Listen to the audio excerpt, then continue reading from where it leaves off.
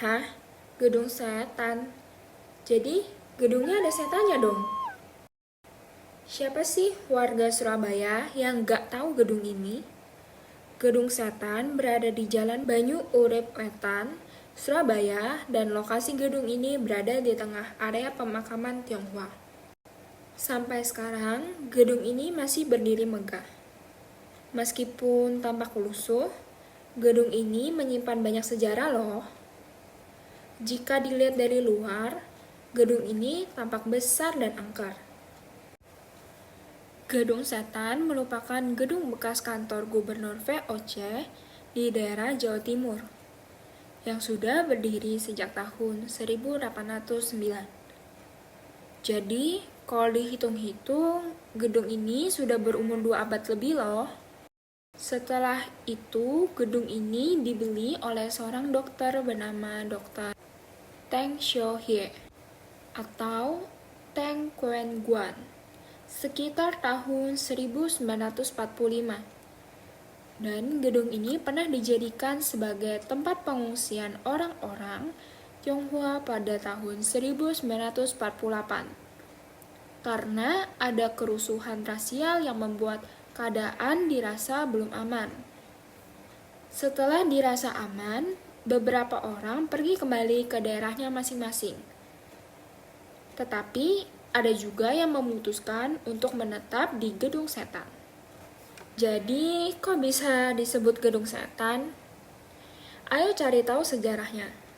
Gedung ini dibangun oleh J.A. van Middelkoop pada awal abad ke-19, tapi tidak pernah ditempati olehnya.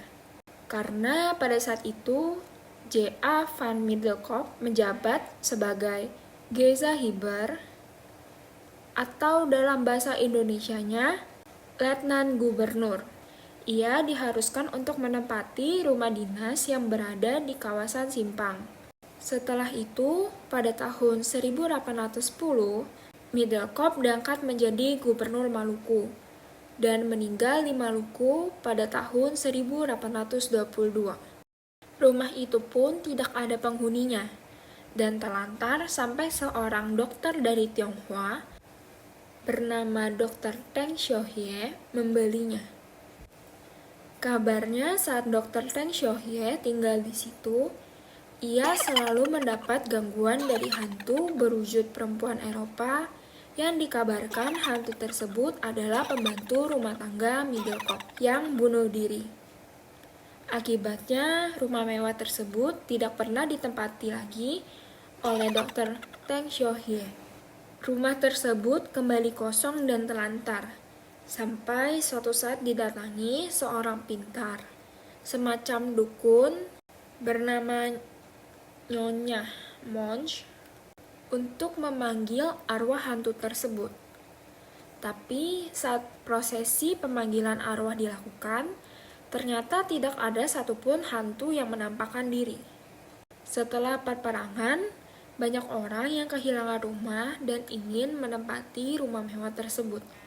Penghuni rumah itu bukan hanya orang-orang Bumi Putra saja, tapi ada juga keturunan Tionghoa yang tidak memiliki tempat tinggal.